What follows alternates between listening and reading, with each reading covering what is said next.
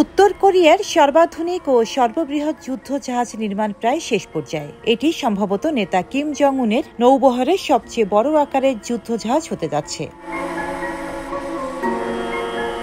6 April স্বাধীন satellite সরবরাহকারী ম্যাক্সোর technologies এবং প্ল্যানেট ল্যাবসের তোলা ছবিতে রাজধানী পিয়ংইয়ং থেকে প্রায় 60 কিলোমিটার দক্ষিণ পশ্চিমে উত্তর কোরিয়ার পশ্চিম উপকূলে ন্যাম্পো শিপইয়ার্ডে নির্মাণাধীন জাহাজটি দেখা গেছে।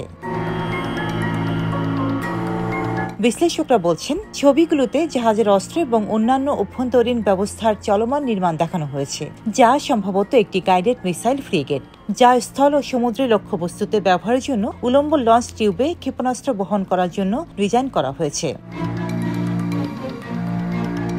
Centre for strategic and international স্টাডিজের জোসেফ বার্মুডেজ জুনিয়র এবং জেনিফার জুনের বিশ্লেষণে এফএফজি প্রায় 140 মিটার লম্বা, যা এটিকে উত্তর কোরিয়ার তৈরি বৃহত্তম যুদ্ধজাহাজ করে তুলেছে।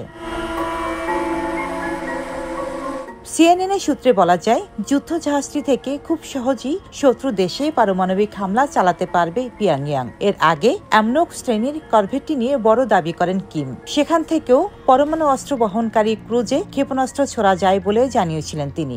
অর্থাৎ উত্তর কোরিয়ার নৌসেনা নতুন জাহাজ হাতে পেলে তাদের শক্তি যে কয়েক গুণ বৃদ্ধি পাবে তাতে কোনো সন্দেহ নেই।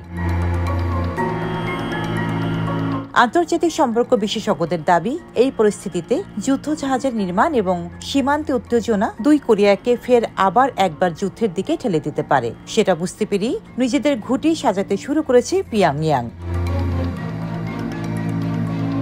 রোজিনা রোজি, দেশকাল নিউজ।